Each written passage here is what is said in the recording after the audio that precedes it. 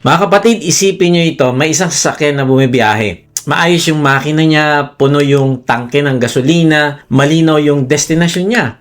Kumpleto ang lahat ng kailangan para makarating dun sa kanyang pupuntahan. Kaya lang, may isang malaking problema. Dalawa ang gustong magmaneho sa kanya. Ang isang driver gusto pumunta sa kanan, ang isa naman gusto pumunta sa kaliwa. Pareho silang nakahawak sa manibela. Pareho silang gustong masunod. Pareho silang ayaw bumitaw. Ngayon ang tanong, ano mangyayari sa sasakyan kung dalawa ang nag-aagawan sa manibela? Magiging delikado ang biyahe at malamang hindi ito makarating na maayos sa tamang destinasyon. Kaya kahit gaano kaganda ang sasakyan at kahit gaano kalinaw ang destinasyon, kapag dalawa ang gustong magkontrol, siguradong hahantong ito sa aksidente at kapahamakan. Kaibigan, ganito rin ang buhay natin. Bagamat nakalatag na yung mabuting plano ng Diyos sa atin, mabuti ang destinasyon natin na pupuntahan, pero kung nakikipag-agawan tayo sa Diyos, sa manibela ng buhay natin, ay hindi matutupad yung mabuting plano ng Diyos sa atin. Mahihirapan tayong marating yung destinasyon na gusto niya para sa atin. Now, maaaring tinatanong mo, Kuya Mike, palagi mo na lang sinasabi, maganda ang plano ng Diyos sa atin. Ano ba yung mabuting plano ng Diyos sa atin?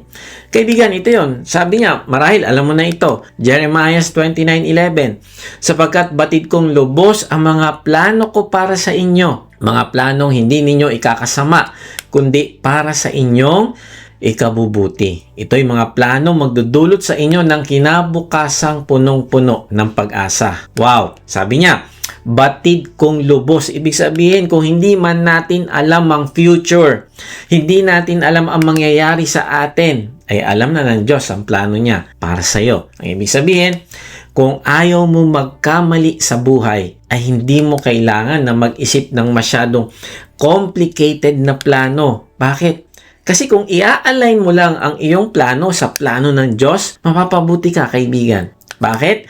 Kasi ang Diyos ang nagplano. Pag ang Diyos ang nagplano, perfect. Bakit? Kasi hindi siya nagkakamali. Perfect siya. Kaya mararanasan mo kung gaano siya kabuti at ka-faithful kung i-align mo yung buhay mo sa plano niya. Tingnan mo, sabi niya, alam niya ang mga plano ko para sa inyo.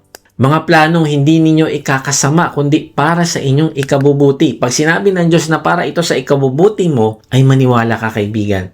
Kasi mabuti ang Diyos. Maaring mangako ang tao sa iyo, pero mas madalas napapako kasi hindi tayo perfect. Tayo ay limitado lang ang kakayahan. Minsan, gusto nating tumulong pero wala tayong magawa. Minsan, gusto nating tuparin yung pangako pero may nangyayaring hindi nating kontrolado. Pero ang Diyos iba. Siya ay tapat. Siya ay makapangyarihan. At kaya niyang gawin ang anumang ipinangako niya. Yun yung kaibahan niya kaysa sa atin. Tingnan mo kung gaano kabuti ang sinasabi niya. Ito'y mga planong magdudulot sa inyo ng kinabukasang punong-puno ng pag-asa. Hindi ko alam sa'yo, kaibigan, pero ako gusto ko ng kinabukasang punong-puno ng pag-asa. Bakit? Kasi napakahirap mabuhay sa imperpektong mundong ito. Tama ba? Araw-araw ang nakikita natin ay digmaan, krimen, korupsyon, kahirapan, sakit, aksidente, broken families, pagkakanulo, pagkawala ng trabaho, mental health struggles, pagtaas ng bilihin, tama ba? Natural disasters at kamatayan. Kung ngayon maaring maayos ang buhay mo pero bukas biglang may tawag mula sa ospital. Kung ngayon maaring may trabaho ka pero sa susunod na buwan ay may tanggalan na. Minsan buong pamilya pagkatapos ng ilang buwan ay may hiwalayan ng nangyayari. Alam mo, sa ganitong klaseng mundo madaling mawalan ng pag-asa. Tama ba, kaibigan? Pero sa gitna ng mundong puno ng kasalanan, kaguluhan at kawalang katiyakan, may isang Diyos na nagsasabing, may mabuti akong plano para sa iyo. Ito'y mga plano magdudulot sa inyo ng kinabukasang punong-puno ng pag-asa. Hindi ibig sabihin na magiging madali ang lahat ng daraanan mo. Ang ibig sabihin, sa gitna ng lahat ng ito, may Diyos na gumagabay. May Diyos na kumikilos. At may Diyos na may magandang destinasyong inihanda para sa kanyang mga anak. Kaya lang, ang tanong ay, mararating ba natin ang destinasyong hinanda sa atin? Kung patuloy tayo nag-aagawan ng Diyos sa manibela ng ating buhay? Tingnan mo, ang ganda ng plano ng Diyos. Romans 8:28, alam natin na ang lahat ng mga bagay ay magkakalakip na gumagawa para sa kabutihan nila ng mga umiibig sa Diyos, sa kanila ng mga tinawag ng Diyos ayon sa kanyang layunin. Again, ano sabi?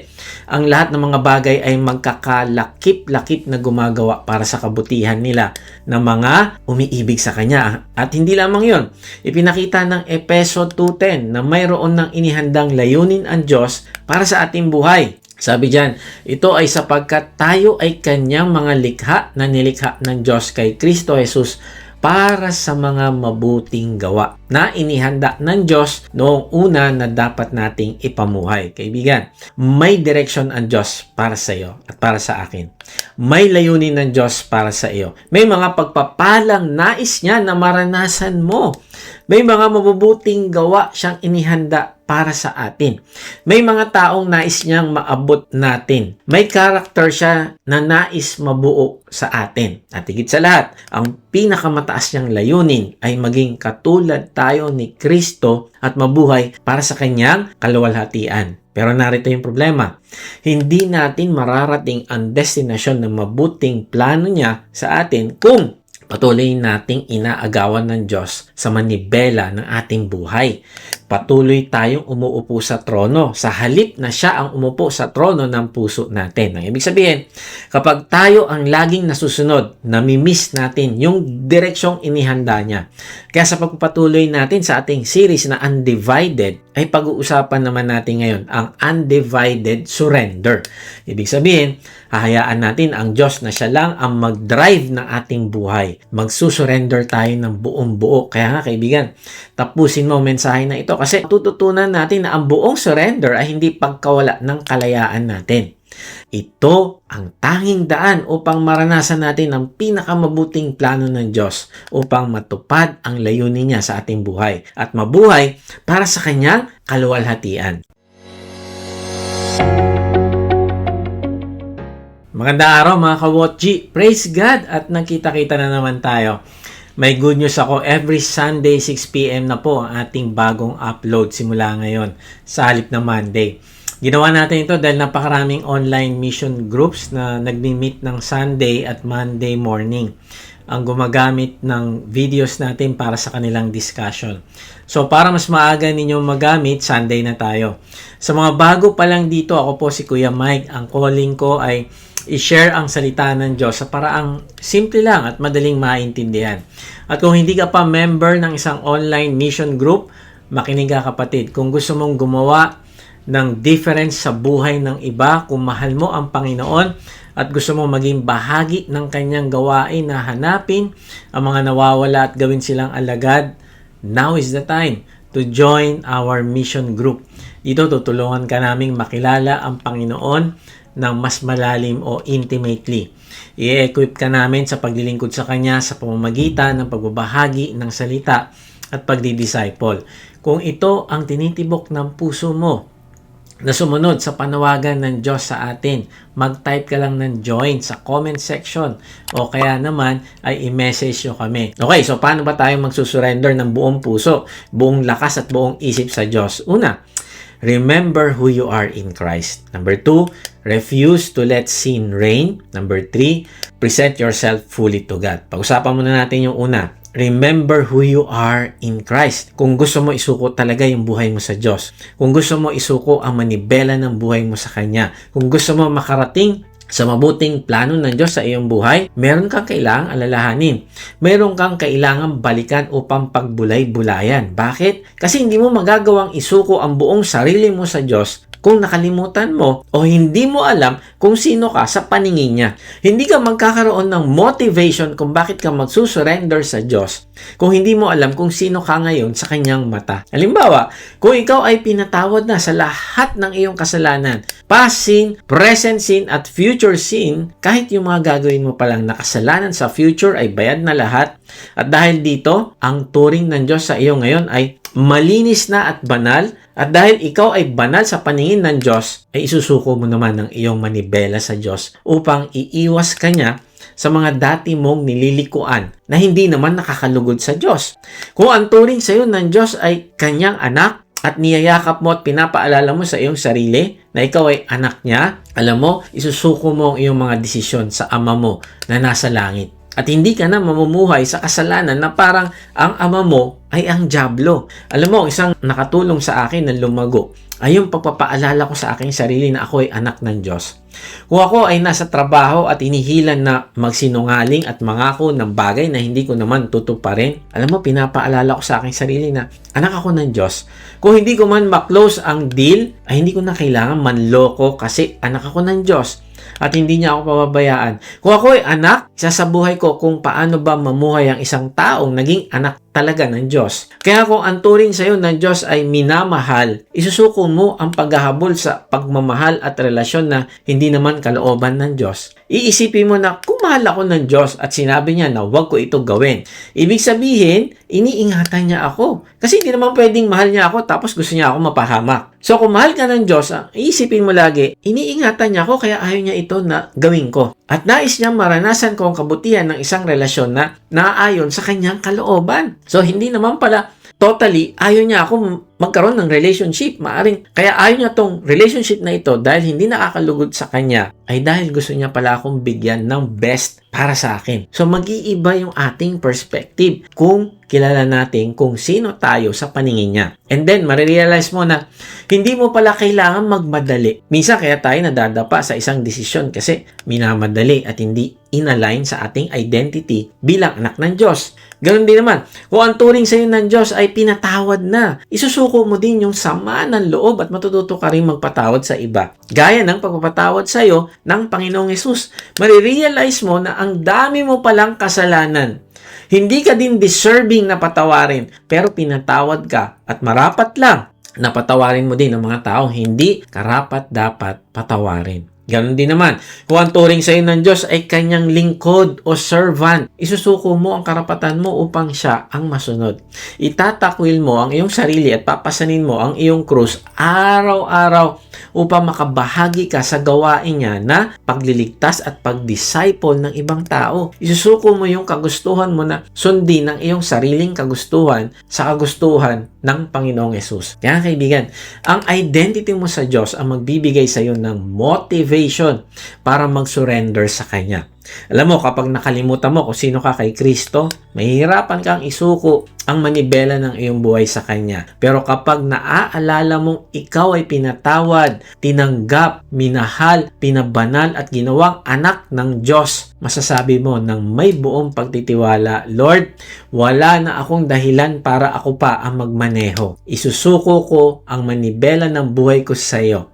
Dahil alam ko ang iyong plano ay mas mabuti kaysa sa plano ko. Kaya tingnan mo, sabi ni Pablo, Romans 6:11, kaya dapat din ninyong ituring ang inyong sarili bilang patay na sa kasalanan, ngunit buhay para sa Diyos, sapagkat kayo'y nakipag-isa na kay Kristo Jesus. Wow, anong sabi ni Pablo? Sabi niya, ituring ang inyong sarili. Ang salitang ginamit dito ay picture ng isang accountant na nagsusulit ng mga bilang ng mga datos o records na tinatala nila. Ang ibig sabihin, parang gumagawa ng computation ang Diyos at sinasabi, anak, wala ka ng kasalanan, malinis na lahat, wala ka ng utang, zero. Ang ibig sabihin, wala ka ng balance sa paningin ng Diyos. Ikaw ay righteous na, banal na. Hindi dahil perfect ka na, kundi dahil binayaran na ang lahat mong kasalanan sa krus. Yan ang turing sa iyo ng Diyos. At dahil dito, sinasabi ni Pablo na ituring ang inyong sarili bilang patay na sa kasalanan. Ang ibig sabihin, kung pinatawad ka na, ay patay ka na sa kasalanan. Ang ibig sabihin ay hindi na pwedeng maghari ang kasalanan sa iyo. Ang ibig sabihin, hindi ka sunod-sunuran sa Kanya. Meron ka ng choice. Hindi na siya yung master mo. Na kung tatanggi ka o hindi, nasa sayo na yon. Meron kang choice. Dati, buhay na buhay ka sa kasalanan. Kung saan ka hilahin nito, sasama ka. Pero dahil ipinanganak ka ng muli, ikaw ay namatay na sa kasalanan. At buhay na buhay ka na ngayon sa Panginoong Hesus. Kuya Mike, nagkakasala pa din ako. Baka hindi pa ako patay sa kasalanan. Yes, nagpo-fall pa din tayo sa kasalanan. Pero hindi na ito lifestyle. Yes, bumabagsak pa din tayo sa kasalanan. Pero hindi na tayo alipin nito. Kung totoong nanampalataya ka talaga sa Panginoong Hesus. Ikaw ay binago. Ikaw ay bagong creation na. May kakayahan na tayong tanggihan ito sa pamamagitan ng banal na spirito na nananahan sa atin. Yes, nagpo-fall pa rin tayo sa kasalanan, pero binayaran na ang kaparusahan nito sa krus. Zero. Balance na tayo. Dahil ba perfect attendance ka sa church? O malakas ang self-control mo? O marami kang ginawang good works? Hindi. Tingnan mo, kung kailan nangyari na namatay ka na sa kasalanan. Sabi sa talata, sapagkat kayo'y nakipag-isa na kay Kristo Jesus. Kaibigan, nung oras na nanampalataya ka sa Panginoong Jesus, ikaw ay naging patay na sa kasalanan at buhay na para sa Diyos. Ang ibig sabihin, mula sa pagiging patay spiritually, ay may buhay ka na para sa Diyos. Makakapaglingkod ka na sa Kanya. Makakausap mo na siya ng personal. Makakalapit ka na sa Kanya. May relasyon ka na sa Kanya. Kaya nga, remember who you are in Christ. Ang ibig sabihin ng remember who you are in Christ, ito ay patuloy na pagkilala, paniniwala, at pamumuhay ayon sa bagong kalagayan mo na binigay sa iyo ng Diyos dahil nakipag-isa ka na kay Kristo. Hindi natin iniimbento yung ating identity. Hindi natin binubuo ang identity natin ayon sa ating nararamdaman o ginagawa. Ang identity mo ay galing sa kung anong ginawa ng Panginoong Hesus sa krus at hindi kung anong ginawa mo o hindi nagawa sa buong buhay mo. Si Billy Bray ay isang tin miner na naninirahan sa Cornwall, England noong 1800s. Ipinanganak siya sa kahirapan at lumaki bilang isang karaniwang manggagawa sa minahan. Naging magulo yung kanyang buhay nung kabataan niya. Nalulung siya sa paglalasing at pagiging violente. Pero by God's grace ay nag-surrender siya sa Panginoong Hesus noong taong 1823. Pagkatapos siyang mabago ng biyaya o grace ng Diyos, nakilala siya bilang isang masayahin at masigasig na mangangaral. Hindi mayaman si Billy, wala siyang mataas na posisyon, wala siyang marangyang tahanan, hindi siya tinitingala ng lipunan dahil sa kanyang pinag-aralan o ari-arian, ngunit kilalang kilala siya ng mga kasamahan niya sa work bilang isang tao na umaawit habang nagtatrabaho at nagagalak sa Panginoon. Nang tanungin kung bakit ba ganun na lang siya kasaya palagi. Kahit pa nga, alam nila na nahihirapan din si Billy sa pinansyal. Alam mo, sabi ni Billy ay ito, I am the son of a king. Wow! Para sa iba, mahirap lamang siya nagtatrabaho sa isang minahan. Para sa iba, ordinaryo lamang siya. Para sa iba, wala siyang maipagmamalaki. Pero naunawaan ni Billy Bray ang isang bagay na madalas nating mahirap paniwalaan na hindi kahirapan ang magdidikta kung ano ang kanyang identity, kundi ang kanyang Ama sa langit ang magdidikta kung sino siya. Hindi niya sinabing hindi mahirap ang buhay. Hindi niya itinanggi ang kanyang kakulangan. Hindi niya sinabi na dahil sa anak siya ng hari ay bigla siyang magkakaroon ng maraming pera. No, ang sinasabi niya ay mas malalim. Sabi niya, maaring mahirap ako ayon sa sukatan ng mundo, pero hindi ako walang halaga. Maaring ordinaryo ang aking trabaho,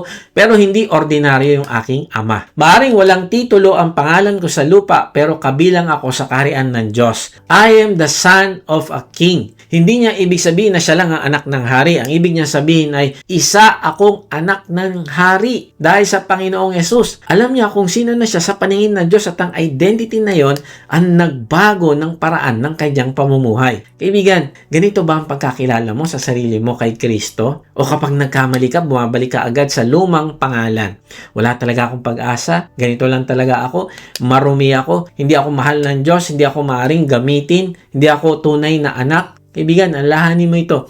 Ang humility ay hindi pagtanggi sa sinabi ng Diyos tungkol sa iyo. Maling humility yon. Ang tunay na pagpapakumbaba ay pagsang-ayon sa Diyos. Kapag sinabing makasalanan ka, sumang-ayon ka. Kapag sinabi ng Diyos na kailangan mo magsisi, sumang-ayon ka. Pero kapag sinabi rin ng Diyos na pinatawad ka na kay Kristo, lahat ng kasalanan mo, sumang-ayon ka. Kapag sinabi niyang tinanggap ka, sumang-ayon ka. Kapag sinabi niyang anak ka, sumang-ayon ka. Kapag sinabi niyang buhay ka na para sa Kanya, sumang-ayon ka at maniwala ka at yakapin mo itong katotohanan na ito. Isipin mo ang isang batang inampon ng isang mapagmahal na pamilya. May tahanan na siya, may pagkain na siya, may silid na siya, may apelyido na siya, may mga magulang na nagpasyang tanggapin siya. Pero gabi-gabi nagtatago pa rin siya ng pagkain sa ilalim ng kama kasi natatakot siyang baka bukas wala na siyang makain. Baka bukas paalisin na siya sa bahay. Hindi. Alam niya, hindi dahil hindi siya tunay na anak, kundi dahil hindi pa niya lubos na natututunang mamuhay bilang anak. Kaibigan, remember who you are in Christ. Ikaw ay anak niya. Imagine mo to, mayroon kang napakalaking utang, hindi mo kayang bayaran, kahit ibenta mo pa lahat, kulang pa rin.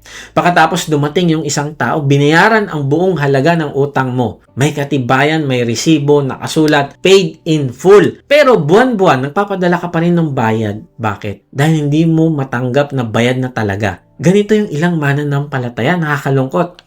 Pinatawad na ng Panginoong Hesus pero patuloy pa rin pinaparusahan yung sarili. Nagsisisi na pero ayaw tanggapin ng forgiveness. Tinubos na pero namumuhay pa rin parang may balanse na dapat niyang bayaran. Mga kapatid, hindi mo paparangalan ng Diyos sa pamamagitan ng patuloy na pagbabayad sa utang na binayaran na ng Panginoong Hesus. Hindi yan humility, ang tawag dyan ay unbelief. Kaya nga tanungin natin sa sarili, dahil ipinakita ng talatang ito na ang Diyos ay puno ng grace o biyaya, ito naman yung tanong, paano ka dapat tumugon sa kanyang pagmamahal? Patuloy ka bang mamumuhay na parang ulila? Patuloy mo bang babayaran ng utang na binayaran na ng Panginoong Hesus? O tatanggapin mo ang iyong bagong identity at sasabihin, hindi na ako pag-aari ng kasalanan. Hindi na ang nakaraan ng aking Panginoon. Ako ay kay Kristo. Ako ay anak ng hari. I am the son of a king. I am the daughter of a king. Kaya ngayong araw, huwag mong hayaan ang pinakamadilim mong kasalanan ang magsabi kung sino ka. Magsisi ka kung kailangan mo magsisi. Lumapit ka kung matagal ka nang lumayo sa Diyos. Tanggapin mo yung forgiveness na ibinigay ng Diyos at mamuhay ka ayon sa bagong buhay na binigay niya na sa iyo. Dahil hindi ka makakapagsuko ng buong puso hanggat hindi mo tinatanggap kung sino ka kay Kristo. Remember who you are in Christ. Okay, so paano ba tayo magsusurrender ng buong puso, buong lakas at buong isip sa Diyos? Una, remember who you are in Christ. At pangalawa, refuse to let sin reign. Ang ibig sabihin, kung ikaw ay patay na sa kasalanan, hindi mo na siya dapat pinagahari sa'yo. Hindi mo na siya binabalikan kasi nasa ibang direction ka na. Ang direction mo ay papunta na sa Diyos upang makilala siya, upang mapalago ang iyong pagmamahal sa Kanya at maging kabahagi ng plano niyang pagliligtas sa mga naliligaw. Basahin natin ang Romans 6:12-13. Huwag na ninyong paghariin ng kasalanan sa inyong mga katawang may kamatayan upang hindi na ninyo sundin ang masasamang hilig nito. Huwag na ninyong ipailalim sa kapangyarihan ng kasalanan ng alinmang bahagi ng inyong katawan bilang kasangkapan sa paggawa ng kasamaan. Napakalinaw na sinabi ni Pablo, huwag ninyong paghariin ng kasalanan. Hindi niya sinabing wala ng kasalanan. No, hindi niya sinabing hindi na tayo magkakaroon ng maling desire. No, hindi niya sinabing hindi na tayo makakaramdam ng galit, inggit, pride, bitterness, lust, fear, insecurity o selfishness. No. Siyempre, magkakaroon pa rin tayo nito. Pero ang sabi niya, huwag na ninyong paghariin. Ang salitang paghariin ay picture ng isang kaharian na may namumuno sa kanya nasasakupan. May trono siya. Nagbibigay ng utos. May sumusunod naman sa utos niya. Ibig sabihin, ang kasalanan pala ay hindi lang aksyon na ginawa natin, kundi isa siyang kapangyarihan na gustong magkaroon ng authority sa buhay mo. Gusto niyang maghari sa'yo. The moment na kinagat mo ang pain niya, gusto niyang alipinin ka habang buhay. At minsan, kapag naririnig natin ang salitang kasalanan, ang pumapasok agad sa isip natin ay mga obvious sins. Ano yun? Drugs, adultery, crime, pornography, corruption, violence. Totoong kasalanan ang mga iyon. Pero baka dahil hindi natin ginagawa ang mga yon, iniisip natin na wala ng kasalanan naghahari sa atin. Paano kung hindi addiction na naghahari, kundi pride? Paano kung hindi adultery, kundi resentment?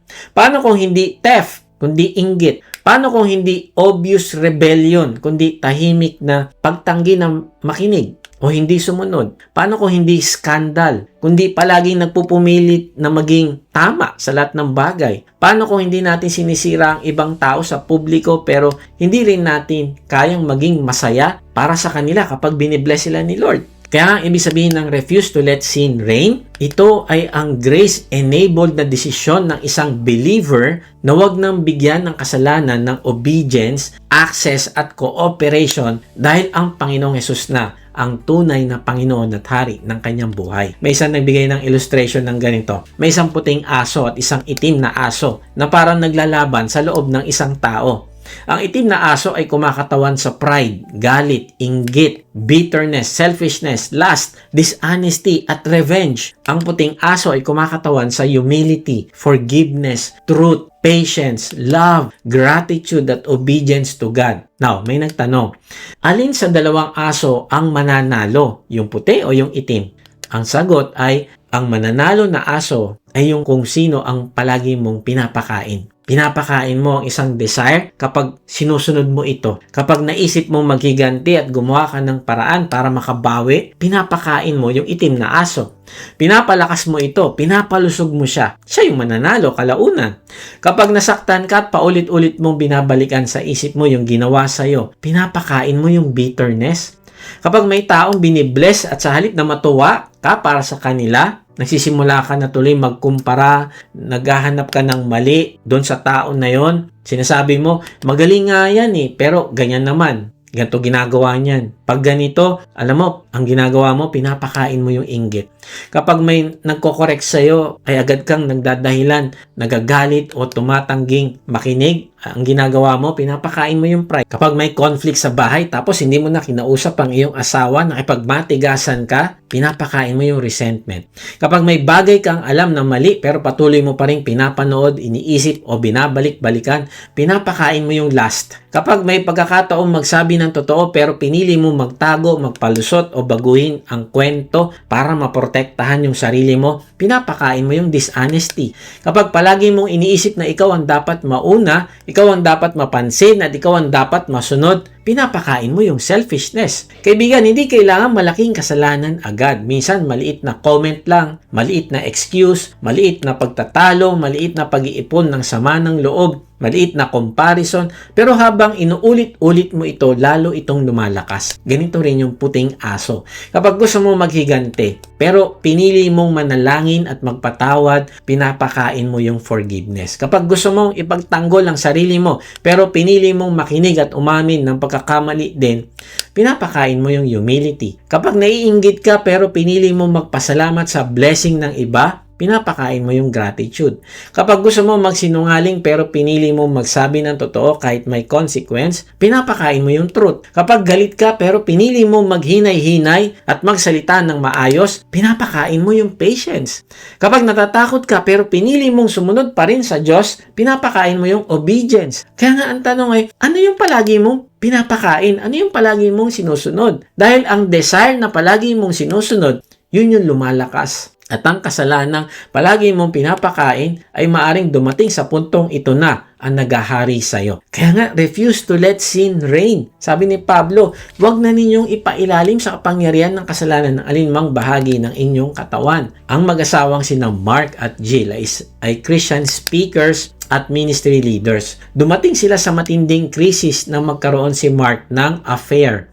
Kalaunan, ibinahagi nila kung paano nasira ang pagtitiwala at kung paano sila dumaan sa mahabang proseso ng repentance, forgiveness at rebuilding. At dito inamin nila na kaya dumating si Mark sa pagkakasala sa adultery ay hinayaan muna nila na maghari sa kanila ang mga hindi obvious na kasalanan gaya ng entitlement, self-pity, emotional distance, pagtangging makinig, pagbibigay katwiran sa sariling nararamdaman, pag-iisip na karapat dapat ako maging masaya kahit may masasaktan. Alam mo, na-realize ko, bihirang masira ang isang marriage sa isang araw, kundi madalas may maliliit na compromise ang hinahayaan muna natin.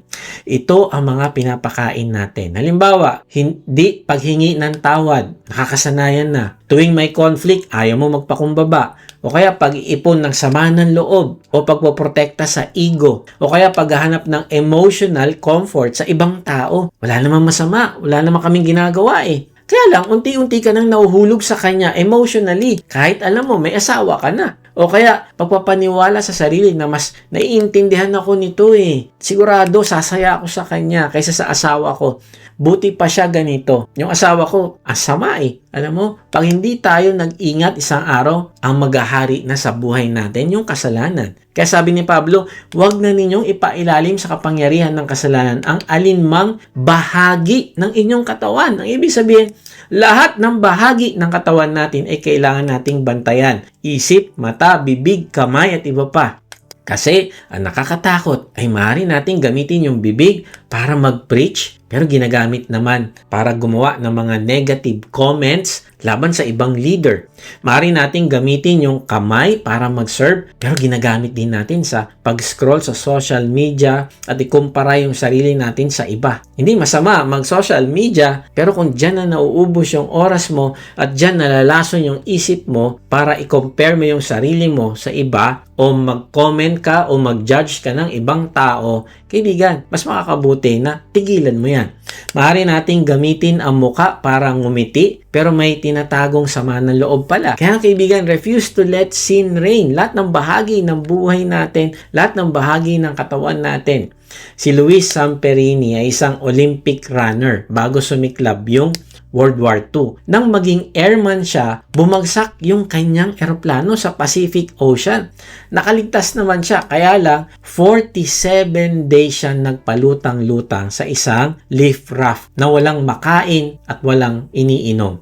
Pagkatapos noon, napadpad siya sa isang beach. Naku, nahuli siya at naging prisoner of war sa Japan.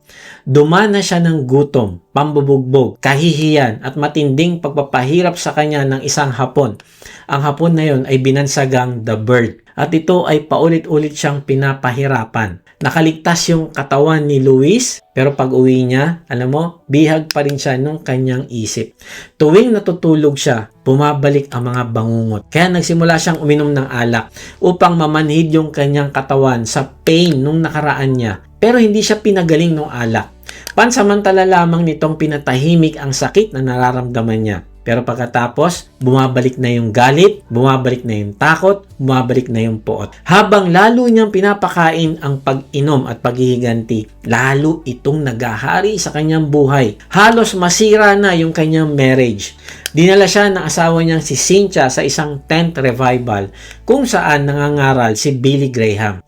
Doon narinig ni Luis ang tungkol sa Panginoong Hesus na hindi lamang nagpapatawad, kundi nagpapalaya rin sa pusong nakakulong. Isang gabi, isinuko niya yung kanyang buhay sa Panginoong Hesus at pag-uwi niya, itinapo niya yung kanyang mga alak. Tumigil siyang pakainin ng bagay na matagal nang naghahari sa kanya. Ayon sa kanyang patotoo, tumigil ang kanyang mga bangungot. Pinalaya rin siya ng Diyos mula sa pagkapuot kay The Bird. Kalaunan, bumalik siya sa Japan upang ipahayag ang pagpapatawad sa ilan sa mga dating bantay na nagpahirap sa kanya. Kaibigan, may malaking pagkakaiba ang pansamantalang ginhawa at tunay na kalayaan. Kayang manhidin ng kasalanan yung sakit, pero hindi nito kayang pagalingin yung puso. Ang kasalanan ay nangangakong tutulungan ka, pero sa huli, gusto ka nitong pagharian. Kaibigan, baka hindi alak ang iyong bote, baka galit, baka bitterness, baka lust, baka approval ng ibang tao, baka walang tigil na pag-scroll, baka paghihiganti. Kaya itanong mo, ano ang patuloy kong pinapakain? Ano ang sinusunod ko kahit alam kong kinokontrol na ako nito? Huwag mong pakainin ng bagay na hinihiling mong alisin ng Diyos. Sabihin mo, galit, hindi ikaw ang mahari ko. Bitterness, hindi ikaw ang hari ko. Lust, hindi ikaw ang hari ko. Failures, hindi ikaw ang hari ko. Ang Panginoong Hesus ang Panginoon ng buhay ko. Hindi sapat na alisin ang iyong sarili sa kamay ng kasalanan. Kailangan mong ilagay ang iyong sarili sa kamay ng Diyos. At yan ang magdadala sa atin sa ikatlong point. Ano yung ikatlong point? Present yourself fully to God. Ang ibig sabihin ay, hindi lang natin aalisin ang ating sarili sa paghahari ng kasalanan, kundi ilalagay naman natin yung ating sarili sa kamay ng totoong hari, sa kamay ng Diyos. Tuloy natin sa ikalawang part ng Romans 6:13-14.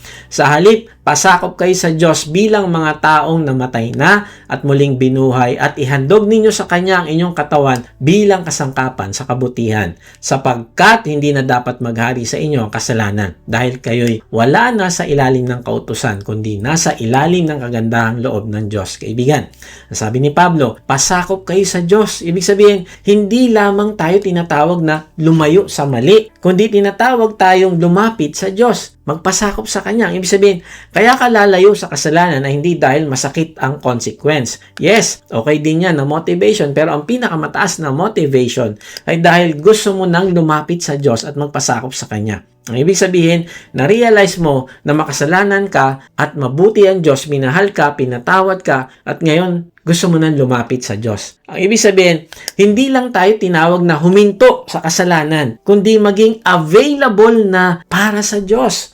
Hindi lang tayo tinatawag na magsara ng pinto sa kasalanan, kundi tinatawag tayong buksan ang buong buhay natin para sa purpose ng Diyos. At ano yung purpose? Sabi sa talata ay bilang kasangkapan sa kabutihan. Kaibigan, ito yung totoong surrender. Bakit? Kasi marami tayong plano sa buhay. Marami tayong gawi o hadlang para hindi tayo maging kasangkapan ng Diyos. Pero ang totoong pagsuko ay isasantabi mo na ang iyong mga plano at gagawin mo na ang purpose ng Diyos kahit mahirap na maging kasangkapan ng kabutihan. Halimbawa, maaari kang maging kasangkapan ng kabutihan sa pamamagitan ng pagbabahagi ng mabuting balita sa isang kaibigan, kamag-anak, katrabaho o kaklase na hindi pa nakakilala sa Panginoong Hesus. Maaari kang maging witness sa school, hindi lamang sa pamamagitan ng salita, kundi sa pagpapakita ng integrity at humility. Maaari mong ipakita ang pagmamahal ng Diyos sa nangangailangan sa pamamagitan ng pagbabahagi ng iyong resources o pagbibigay mo ng oras para makinig, para manalangin kasama niya. Maaari mong tanungin ang sarili mo,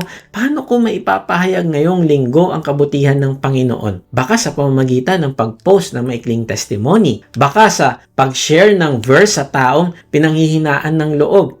Baka sa pag-invite sa isang kaibigan na sumama sa Bible study. Baka sa pagkwento kung paano ka tinulungan ng Diyos sa mahirap na panahon.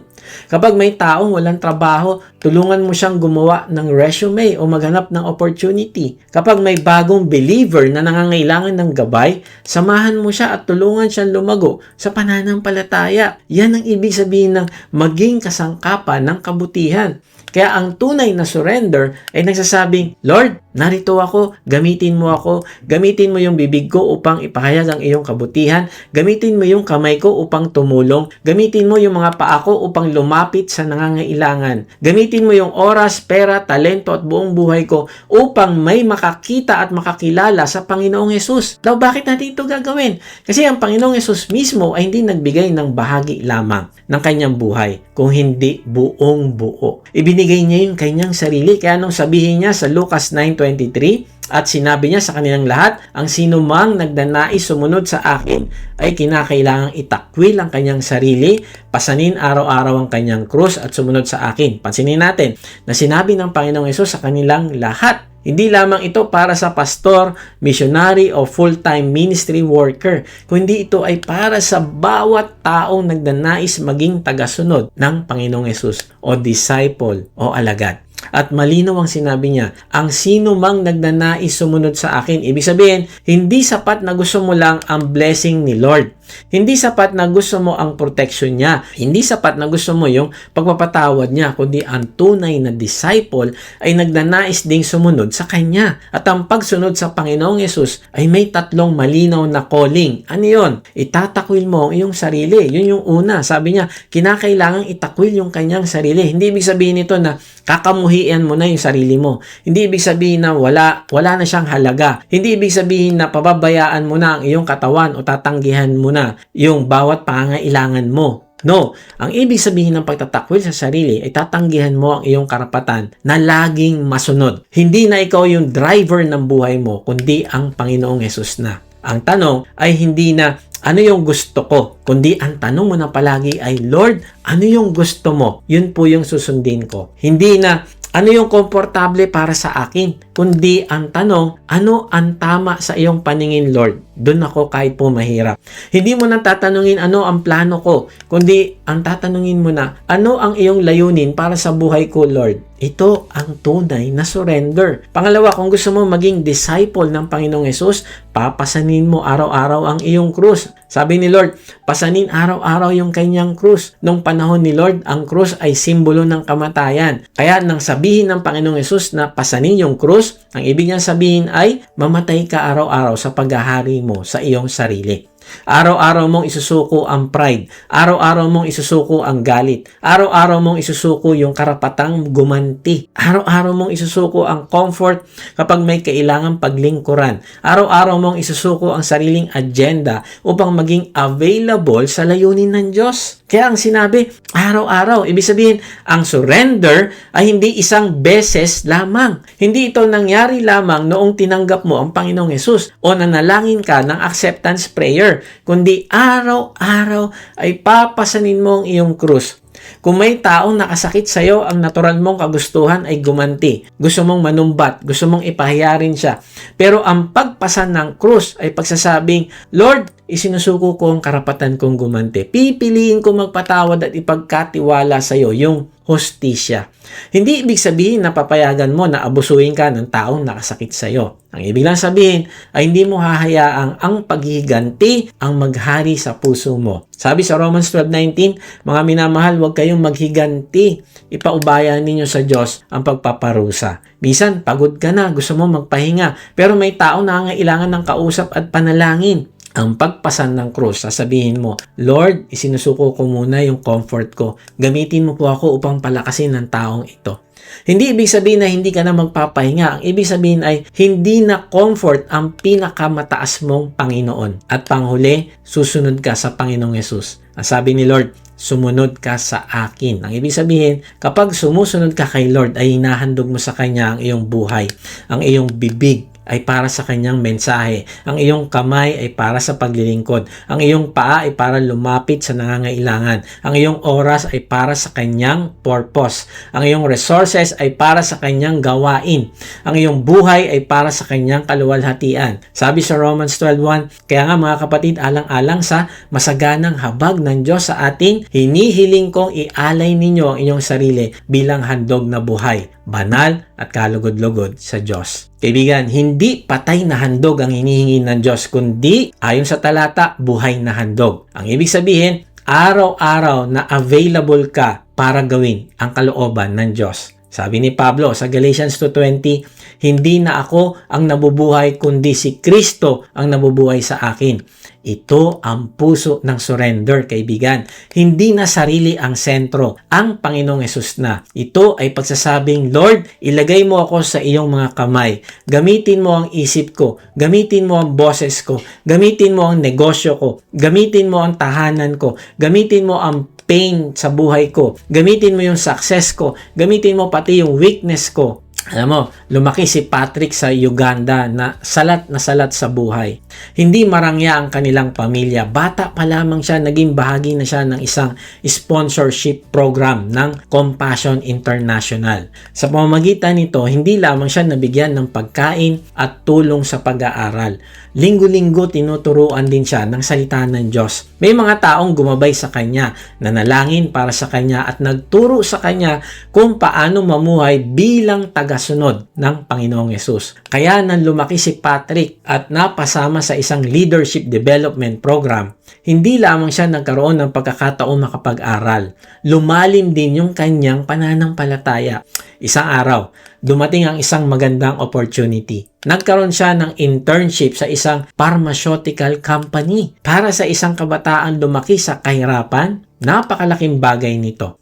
Habang nagtatrabaho siya roon, naatasan siyang suriin ng isang batch ng gamot na ipapamahagi sa maraming tao. Pero may nakita siyang problema. Merong harmful chemicals yung gamot. Hindi ito ligtas. Kapag ipinadala ang batch na yon, maraming tao ang maaaring makainom ng gamot na sa halip na makatulong ay maaaring makasakit pa sa kanila. Kaya sabi ni Patrick na hindi niya ito maaaring aprobahan. Pero pinipilit siya ng kumpanya. Sinabihan siyang lagdaan na lamang ang dokumento. Marahil walang makakaalam, isang compromise lang. Pagkatapos inalok siya ng 10 million Ugandan shillings. Malaking halaga yon. Sapat upang makapagpatayo ng bahay ang kanilang pamilya. Isipin mo yung bigat ng temptation para sa isang tao na lumaki sa hirap ng buhay. Maring sabihin ni Patrick, Lord, alam mo naman kailangan namin ito. Lord, para naman ito sa pamilya ko. Lord, isang beses lang. Lord, baka ito na yung paraan mo upang makaahon kami sa hirap. Pero alam ni Patrick na hindi lahat ng opportunity ay kalooban ng Diyos. Minsan, ang nasa harap mo ay hindi pala provision. Minsan, ito ay test ng iyong surrender. Kung magsusurrender ka ba talaga sa Diyos. Kaya tumanggi si Patrick. Sabi niya, hindi niya aprobahan yung gamot. Isinuko niya yung pangarap na magkaroon agad ng lupa.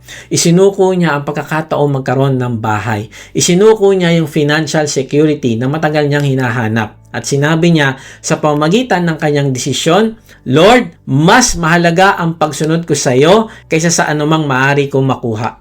Dahil sa kanyang pagtanggi, hindi ipinamahagi ang gamot. Sinira ng kumpanya ang buong batch. Walang malaking balita tungkol sa kanya, walang parada, walang medalya, walang social media post na nag-viral, walang malaking promotion. Umuwi si Patrick na walang hawak na pera. Pero umuwi siyang may malinis na konsensya at desisyon na nakakalugod sa Diyos. Kaibigan, yan ang pagiging kasangkapan ng kabutihan. Hindi lamang kapag nangangaral ka, hindi lamang kapag nasa church ka. Maaari kang maging kasangkapan ng kabutihan sa pamamagitan ng isang pirma na tinanggihan mong ibigay. Maaari kang maging kasangkapan ng kabutihan sa pamamagitan ng isang kasinungalingang tinanggihan mong sabihin. Maaari kang maging kasangkapan ng kabutihan sa pamamagitan ng perang tinanggihan mong tanggapin. Kaya nga ito yung tanong, may bahagi ba ng buhay mo na ayaw mong isuko dahil natatakot kang mawalan? May opportunity ba na mas pinanghahawakan mo kaysa sa pagsunod sa Diyos? Alahanin mo, hindi kawalan ang pagtanggi sa bagay na magpapalayo naman sa iyo sa Diyos. At walang anumang halagang mas mahalaga kaysa sa isang buhay na buong-buong nagpapasakop sa Panginoong Yesus. Marahil gusto mo na ding maging kasangkapan ng Diyos sa kabutihan, kaibigan. Ngayon na ang pagkakataon mo upang isuko ang iyong buhay sa Panginoong Yesus. Manampalataya ka na siya ang nagbayad ng lahat ng iyong kasalanan sa krus. At pag ginawa mo ito ay lilinisin ka niya at patatawarin sa lahat mong kasalanan. Ibibilang ka niya bilang kanyang anak. Kaya kahit nasan ka, ipahayag mo ang pananampalataya mo sa Kanya sa pamamagitan ng panalangin. Sabihin mo sa Kanya, Panginoong Yesus, inaamin ko po na ako'y makasalanan. Patawarin mo po ako. Nananampalataya po ako na Ikaw ang nagbayad ng aking kasalanan sa krus. Ngayon nga ay binubuksan ko ng aking puso. Pumasok ka at manahan sa akin. Tinatanggap kita bilang aking Panginoon at tagapagligtas. Simula ngayon ay tatalikdan ko na ang aking kasalanan. Tulungan mo po ako na lumago din sa aking pagmamahal sa iyo. Amen. Kung ipinanalangin mo yan, kaibigan, na may pananampalataya, ay namatay ka na sa kasalanan at binigyan na ng buhay na nasa Panginoong Yesus. Kung tinanggap mo si Jesus sa iyong puso, comment, accept para maipag-pray namin ang iyong spiritual growth. Kung na-bless ka, please subscribe at i-share ito sa mga nangangailangan ng pag-asa. Para naman sa gustong mas makilala pa ang Diyos, comment, join para makasali sa ating mission group. Salamat sa ating mga supporters. Kung nais mong maging financial partner sa pagpapalaganap ng salita ng Diyos, nasa description ang giving link o mag-comment ka lang ng partner at isisend namin ito sa iyo. Kaya nga, isuko mo ang iyong buhay sa Kanya araw-araw. Paano? Remember who you are in Christ. Ikaw ay naging anak na niya ngayon din. Pangalawa, refuse to let sin reign. At pangatlo, present yourself fully to God. At pag ginagawa mo ito, ay mararanasan mo ang mabuting plano ng Diyos sa iyo. Makakarating ka sa tamang destinasyon kasi ibinigay mo na ang iyong manibela ng buhay mo sa Diyos. God bless.